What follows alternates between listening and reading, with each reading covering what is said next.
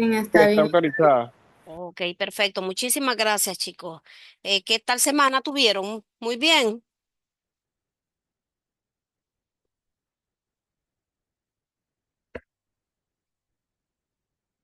Ok, por fin, ahí logró entrar Amy. Ya, Amy, se te complicó bastante, Amy. No, es mía, no es mi. Ay, es mí, sigue sin accesar mía.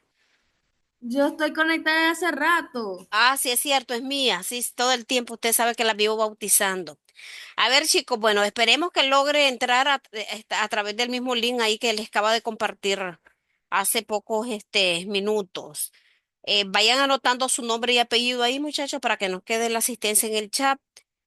Quiero preguntarles si al final lograron revisar la información compartida tanto de la primera sesión como la segunda sesión.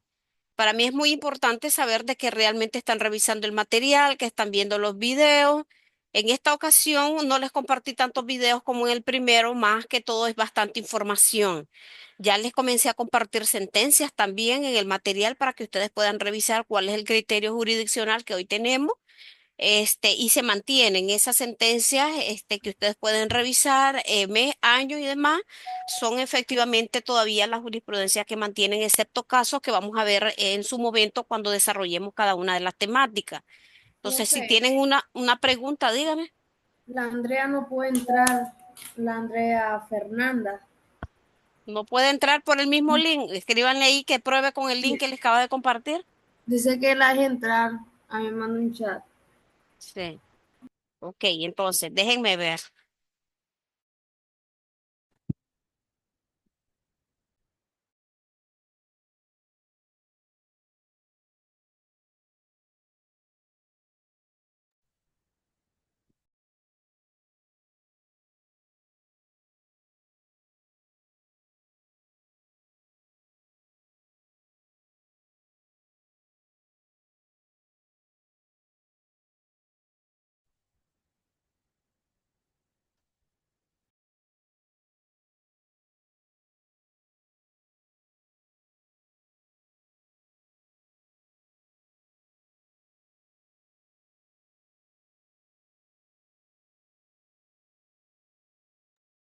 Bueno, a ver, chicos, demos inicio entonces porque la temática es bastante amplia y sabemos que lo que es el contrato individual de trabajo entre teoría y práctica, pues todavía no lo vamos a culminar el día de hoy, todavía la próxima semana efectivamente vamos a seguir desarrollando algunos aspectos y hacer la práctica que corresponda. Entonces, por eso les preguntaba si tenían ustedes alguna duda, no sé si lograron ingresar las chicas al final, siguen intentando. Ok, vamos entonces. Ojalá y Dios quiera que puedan, porque si no sería su equipo la del problema. A ver, entonces, chicos, voy a irles compartiendo la presentación para que ustedes puedan también formular sus preguntas. ¿Me confirman si logran ver ustedes la presentación ahí compartida o en la pantalla? Déjenme ampliarla. Sí, se puede ver. Sí, Ok, sí, Sí, se se mira. puede ver, profe. ok, perfecto.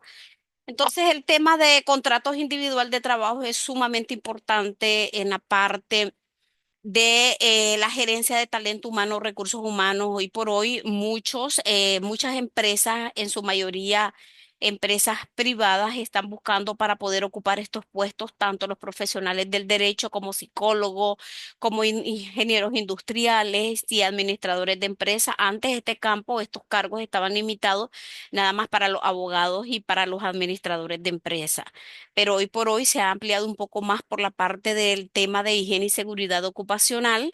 Entonces, eso lo han logrado ampliar las posibilidades para los profesionales de otros campos que están relacionados a esta parte de gerenciar talento humano. El poder gerenciar talento humano es lo más sensible que puede existir dentro de una empresa. Sabemos que no solamente influye la parte financiera, la parte presupuestaria, sino que también la parte de quién va a ser el líder, quién va a ser esa persona que va a estar a la cabeza dirigiendo al personal en cuanto a su asistencia, en cuanto a su puntualidad actividades, en cuanto a sus obligaciones, en cuanto a sus responsabilidades, en cuanto a los derechos que se le tienen que conceder según ley a estos trabajadores, el ver también conflictos laborales que pueden existir de forma individual y de forma colectiva, etcétera. Entonces, es un todo el tipo de, el tema de la organización de recursos humanos. Y por eso la parte modular, que sirve de arranque para todo esto es los contratos individuales de trabajo. En la medida que estos contratos individuales de trabajo, muchachos, estén elaborados de conformidad a nuestra legislación laboral correspondiente y más allá de cómo ustedes lo elaboran, porque tal vez eso puede ser redacción, eso puede ser estética, como ustedes le llamen, más allá de eso es la ejecución mismo de los contratos, el dar cumplimiento a lo que ustedes van a pactar dentro de esos contratos individuales, ya sea como trabajadores de forma directa o ya sea representando a la parte empleadora en los cargos pues, de recursos humanos. En algunos son los gerentes generales lo que ocupan, lo que figuran, perdón, en la firma de los contratos individuales, pero son ya pocas empresas. En su mayoría siempre es responsable o gerente de recursos humanos.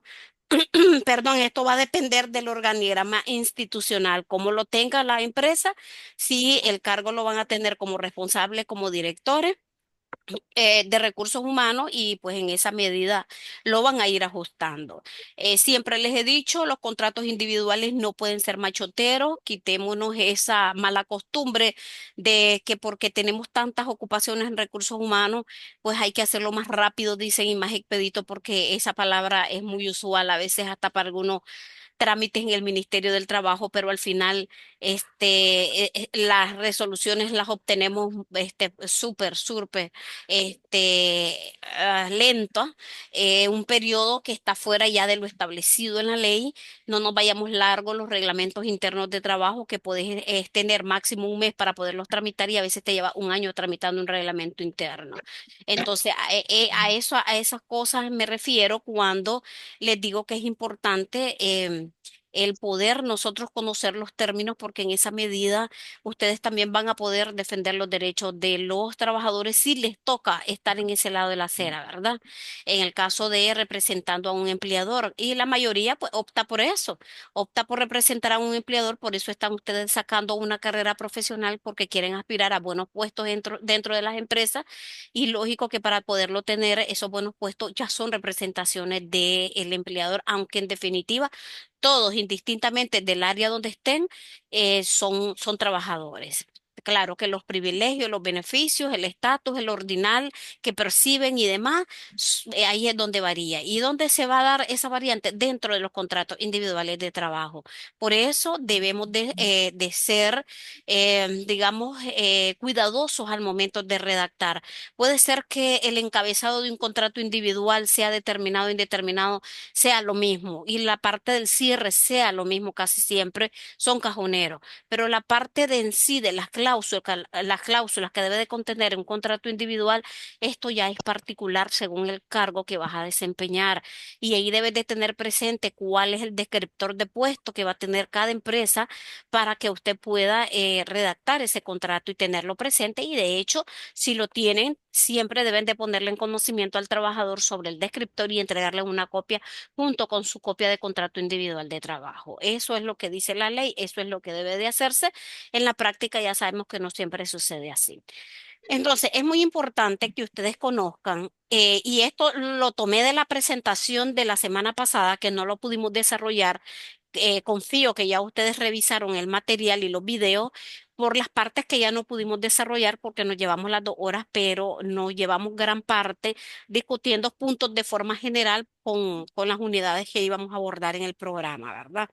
Pero es importante que sepan que recursos humanos debe de manejar siempre dentro de las oficinas y por lo menos tener idea de lo principal, aunque todo es importante, pero lo que más vas a utilizar al momento que estás elaborando un contrato individual o estás resolviendo algún problema o alguna petición o alguna queja de un trabajador o de varios trabajadores.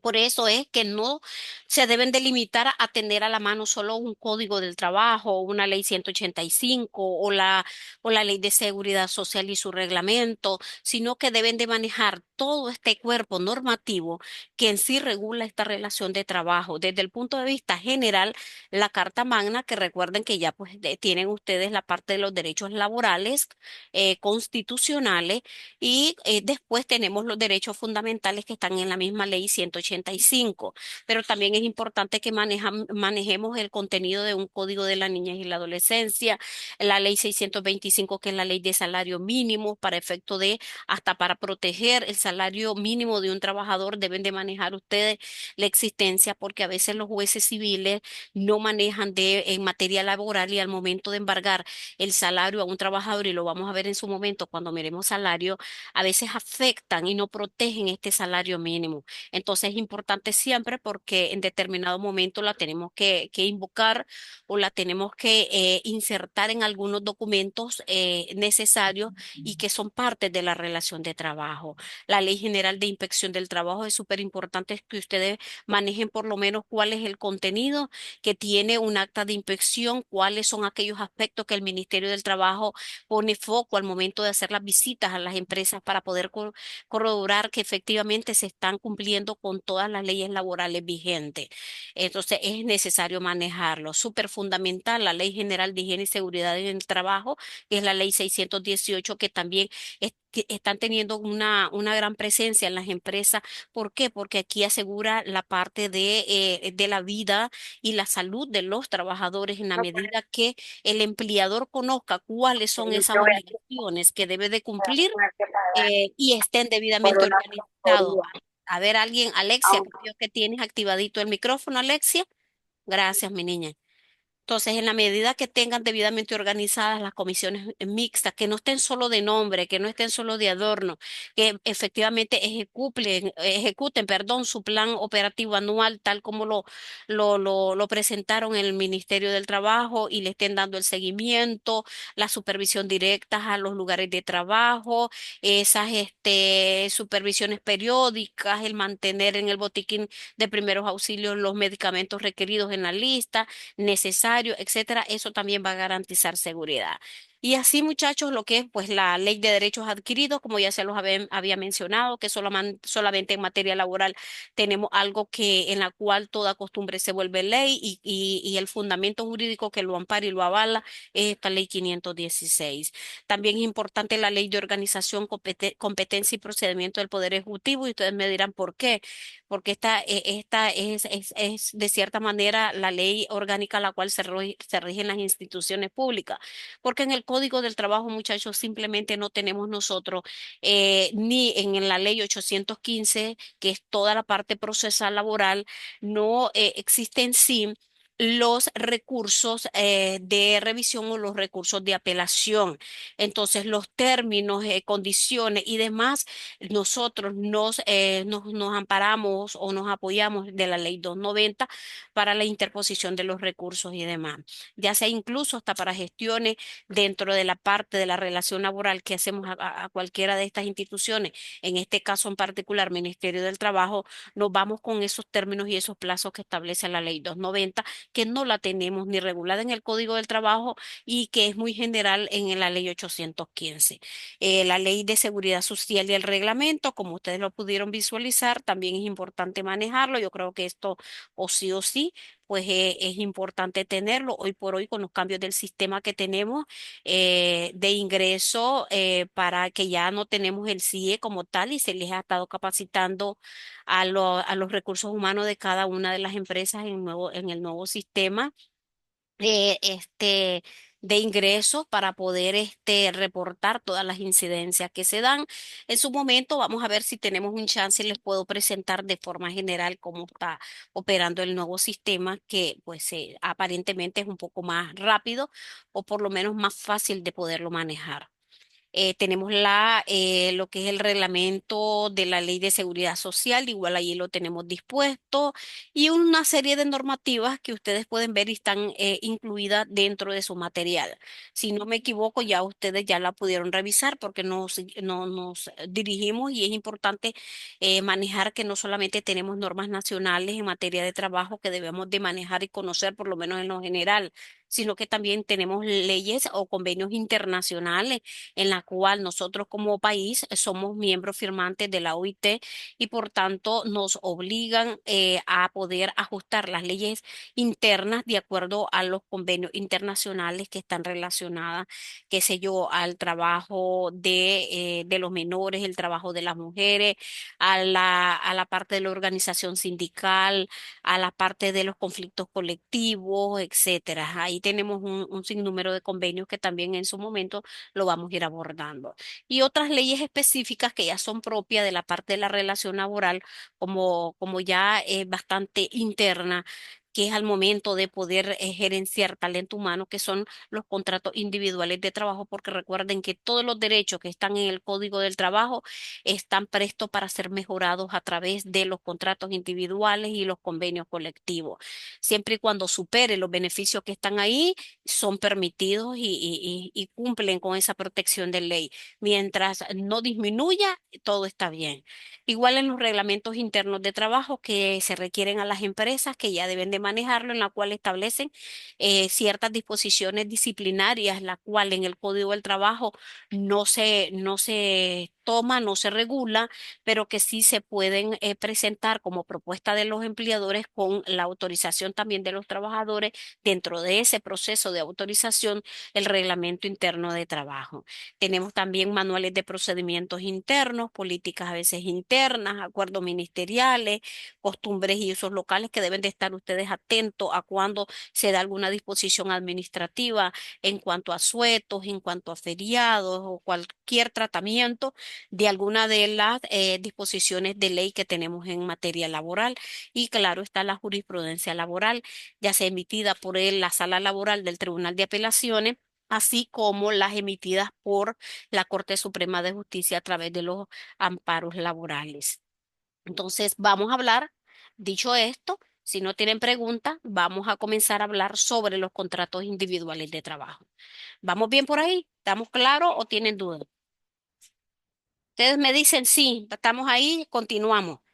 Ustedes recuerdan que yo les doy siempre la facilidad de que ustedes pueden intervenir, ustedes pueden preguntar en cualquier momento, ustedes piden la palabra y perfectamente pues aclaramos dudas o si tienes que compartir algo propio que has vivido en tu experiencia laboral, también lo podemos hacer porque también eso nos sirve a identificar errores, el cual para los que están ahorita ocupando cargos de responsabilidad, pues no lo vayan a cometer y nos sirve de lección a muchos, o los que en su mayoría pues aspiramos a cargo de representación del empleador en la parte de recursos humanos también sirve. Entonces, de eso se trata el poder compartir esas experiencias y o bien que si vivieron una situación particular, pero hasta por hoy no saben la respuesta porque a veces sucede, entonces entre todo aquí vamos a aclararle y explicarle el porqué de esas situaciones.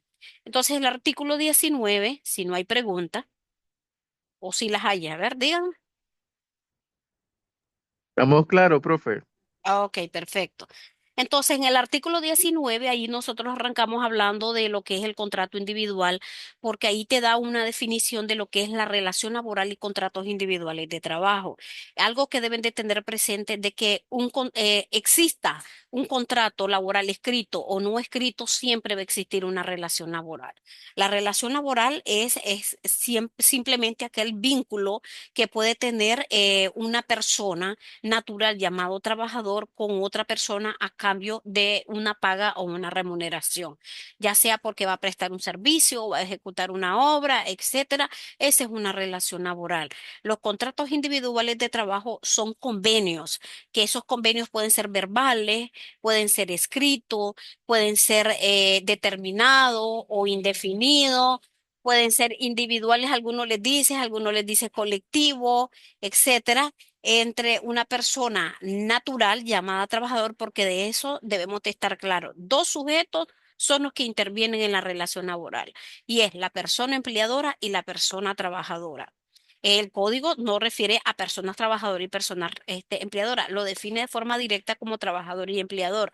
Tampoco se refiere a la palabra patrón porque eso ya esa forma de llamarse ya quedó en reformas que se hicieron al Código del Trabajo y no se utiliza esas terminologías.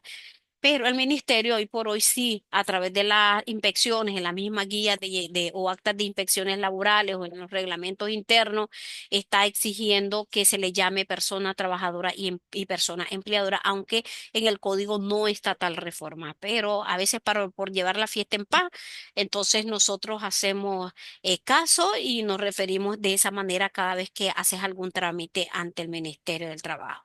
Entonces, ¿qué pasa? Que los sujetos de la relación laboral son dos siempre. La persona trabajadora y la persona empleadora. No pueden haber unas terceras personas ni tampoco puede existir solo con una persona. ¿Por qué? Por las características que debe de contener un contrato individual de trabajo. Entonces, ahí estamos claros de que el trabajador siempre va a ser una persona natural, pero el empleador puede ser una persona natural a como puede ser una persona jurídica. Cuando estamos hablando que es una persona jurídica, en los contratos individuales de trabajo me lo van a referir o me lo van a señalar con su razón social, o sea, tal cual están inscritos. Si la empresa es una sociedad mercantil, como lo inscribieron ante el registro, así le van a poner en el contrato individual. Y si tiene un nombre comercial al cual también la población no conoce como tal, entonces le ponen la razón social conocida con el nombre comercial de y se lo ponen. Solamente me le ponen esos dos datos, digamos, de la empresa representada y ella como persona jurídica representada y ahí vienen los datos y las generales de ley de la persona natural que los va a representar. Eso para efecto de aclarar de cómo ustedes me lo van a reflejar al momento que trabajemos los contratos individuales de trabajo. De igual forma, los encabezados a veces tienden a cambiar cuando nos referimos, por ejemplo, a adolescentes trabajadores. Entonces, cuando se vayan a El elaborar 35. contratos individuales 35 de conectado. adolescentes trabajadores, Carlos, a ver si nos pone ahí en silencio. Gracias, Carlos. Entonces, cuando van a elaborar un contrato individual de un adolescente trabajador, recuerden que ahí tiene que figurar el tutor. El tutor puede ser el papá, puede ser la mamá o el familiar que más cercano y que esté a cargo del adolescente trabajador. Entonces, figuran los datos del tutor y figuran los datos del adolescente trabajador. Fuera de ello, pues los datos y las generales de ley de la persona empleadora, pero eso pues ya lo vamos a ver cuando hagamos la parte de la práctica. Entonces, vamos a ver ahorita entonces, pasado esto, las definiciones y generalidades, cuáles son esos tipos de contratos individuales que regula la ley, sin inventar los famosos contratos de servicios o contratos de servicios profesionales que también hoy están de moda en las empresas para poder obviar responsabilidad de pago de prestaciones sociales. Entonces están inventando nuevas clasificaciones de contratos hasta para los guardas de seguridad, si ustedes quieren. Cuando en los contratos de un guardia de seguridad es un contrato normal, común y corriente, y al final también la jornada es una jornada ordinaria común que tenemos regulado en el artículo 51 del Código del Trabajo. Entonces no tiene ninguna cláusula especial, no tiene ningún contrato especial, ni tiene ninguna jornada especial, que también en su momento lo vamos a abordar. Asimismo, es importante que ustedes manejen cuál es la diferencia entre una suspensión y una terminación de contrato.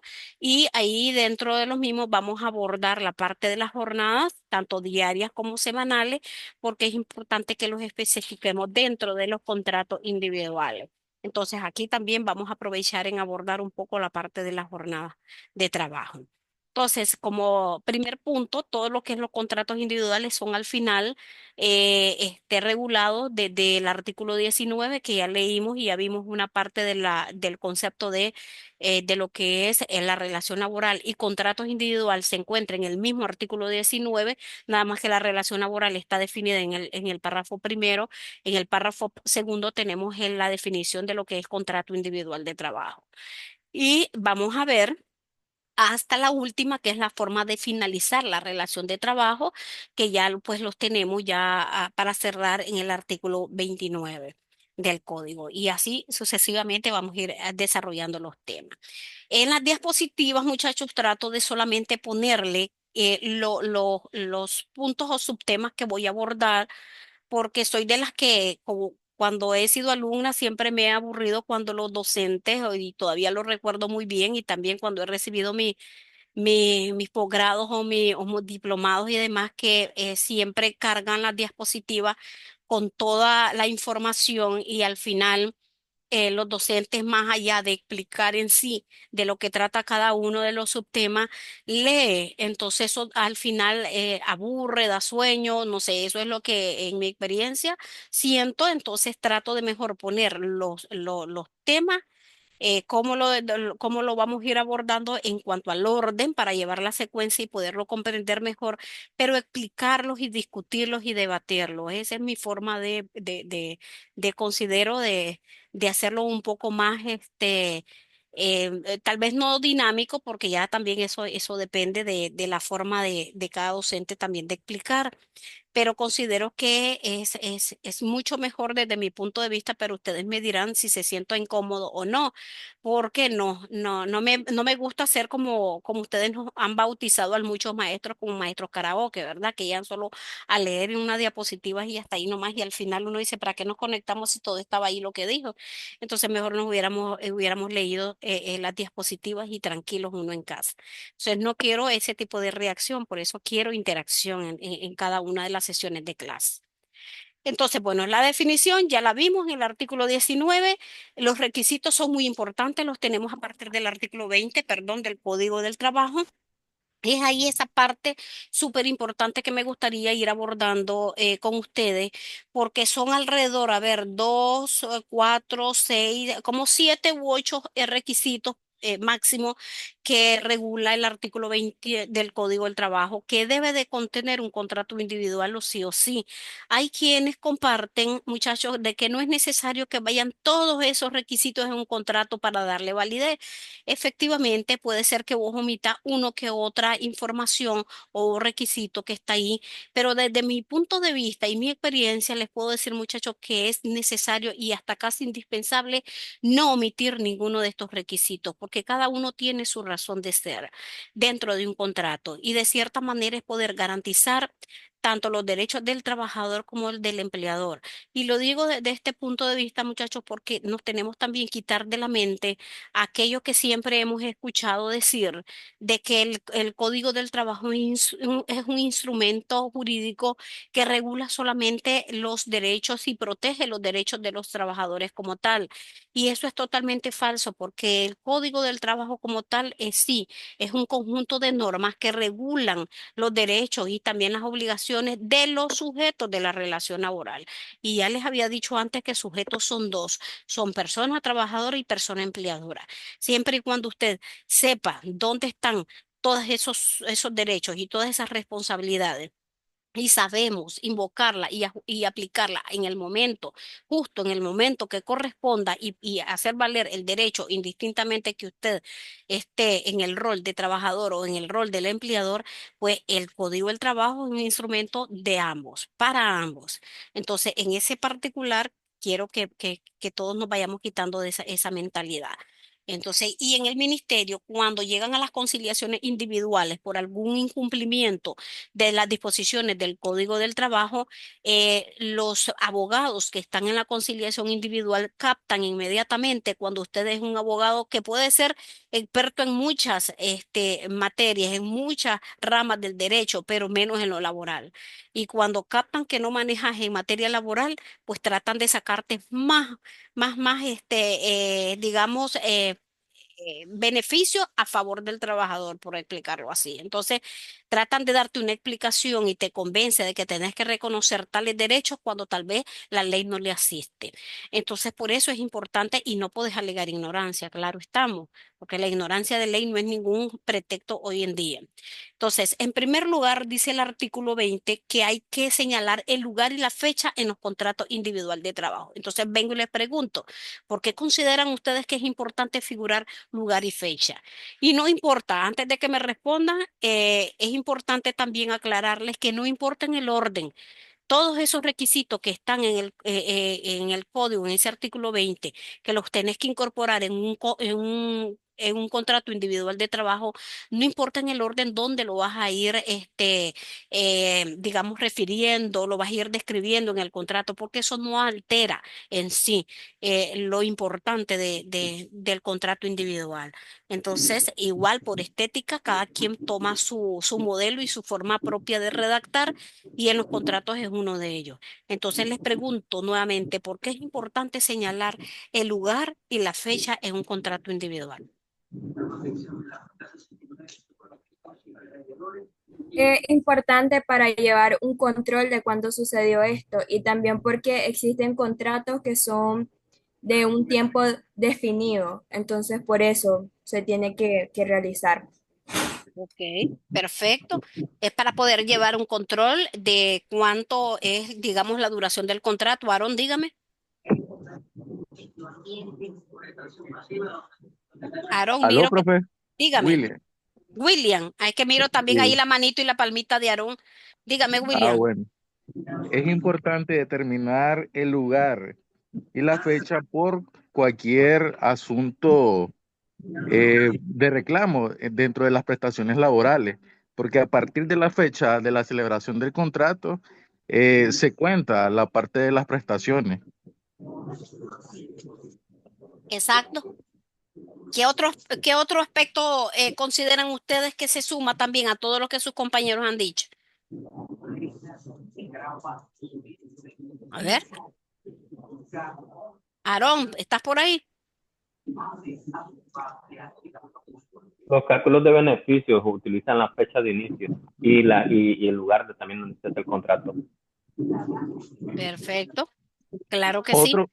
Otro punto, profesora, en relación al lugar, Ajá, que con el lugar se puede determinar la relación laboral del trabajador con el empleador, porque cualquier accidente laboral que ocurra en el trabajo, uno ya sabe pues que fue en el lugar de donde está inscrito, ¿verdad? La razón social de la empresa. ok, perfecto, perfecto. Gracias, William. Es un requisito legal para que pueda ser válido el contrato. Claro, claro que sí. Es necesario por todos los motivos que ustedes me han manifestado. Es necesario e indispensable, pero también un punto muy importante que deben de tomar en cuenta, que el lugar también que señalamos en los contratos es para efecto de saber cuál es la jurisdicción a la cual yo me voy a dirigir para poder interponer cualquier reclamo por incumplimiento de mis derechos laborales. En el caso, por ejemplo, de los contratos individuales, si usted suscribe un contrato de trabajo en la ciudad de Managua y la ejecución del mismo lo va a hacer en la ciudad de Granada, y su domicilio es de Masaya, ahí con el lugar que ustedes señalan en el contrato, van a determinar cuál es la autoridad laboral competente para que conozca de sus reclamos, tanto en la vía administrativa como en la vía judicial, porque ellos tienen competencia, si bien es cierto, en materia de seguridad social y en materia de trabajo, sí, pero también por jurisdicción están limitados. Entonces, según el territorio que corresponda al lugar de ubicación de la empresa a la cual ustedes prestan servicio, ahí también se determina a través de el lugar. Ahora bien, siguiendo con lo que le dije anterior, si yo suscribo en Managua, pero voy a ejecutar y así se me establece o así lo regulan en el contrato individual que yo voy a ejecutar el trabajo en Granada, pero soy del domicilio de Masaya, en el caso de incumplimiento, ¿dónde voy a presentar mi queja? Si lo voy a hacer en la parte administrativa, ¿ante qué delegación del Ministerio del Trabajo voy a ir a interponer mi denuncia? Entonces, en este sentido, se van a ir ustedes por el lugar donde se suscribió el contrato individual. Si fue en Managua, entonces la autoridad competente administrativa para conocer es el Ministerio del Trabajo de Managua. Si vamos a hacer una demanda, ya sea porque finalizó la relación de trabajo y no te han pagado tu finiquito, toda tu liquidación, ahí también te sirve para determinar ante qué juzgado voy a ir a interponer mi demanda de acción de pago. En este caso, igual corresponde Managua, aunque yo sea del domicilio de Granada.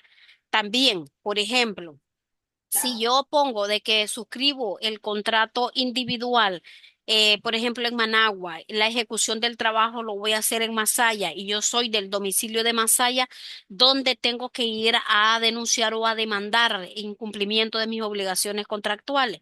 ¿Ustedes creen que se mantiene la primera, que es el lugar donde firmo el contrato? ¿Qué dicen ustedes?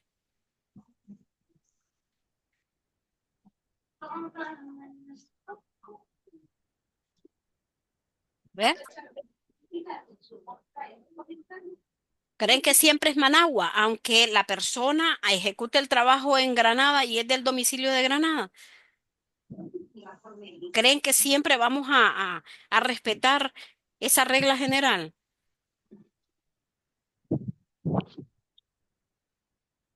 Pueden decir sí, no, nada más. Ya estamos a menos de 2 minutos para que se nos cierre la primera sesión. Recuerden que con el mismo link ingresamos nuevamente. Para mí es el lugar donde está laborando la persona, Ujú. Para mí esa también. área. Igualmente, igualmente. Ok, ok, bueno, en ese En mi caso, caso, yo considero que en el momento donde sale, ¿verdad? El lugar según el contrato, porque recordemos que existen diferentes puestos de trabajo, por ejemplo, en el sector eléctrico. Pueden hacer que lo celebren el contrato en Managua, y el contrato dice dado en la ciudad de Managua, y la oficina central le queda en Managua.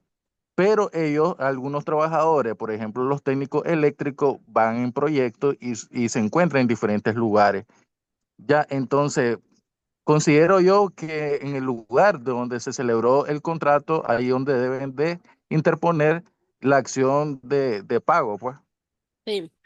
Ok, en esto la ley te dispone y la misma jurisprudencia, William, tomando tu aporte y el de tus compañeros, de que cuando vos firmas el contrato en Managua y la ejecución del trabajo, por la razón que sea, lo están ubicado, porque siempre lo ubican, no es, es lo mismo, no es lo mismo decir que es que estás en Masaya y vas a ir a cubrir a todos los barrios de Masaya o estás en Managua y vas a cubrir todos los distritos de Managua, pero estás siempre en Managua. Entonces, incumplimiento lo vas a presentar ante las instancias que corresponden de Managua. Pero cuando vos pones el lugar o la plaza o la sucursal en otro departamento, firmaste el contrato en Managua y en este caso que le estoy dando como ejemplo, va a ir a ejecutar en Granada y es del domicilio de Granada, ya la jurisprudencia te permite y la misma ley de que vos podás ir a presentar tus denuncias o por incumplimiento en la instancia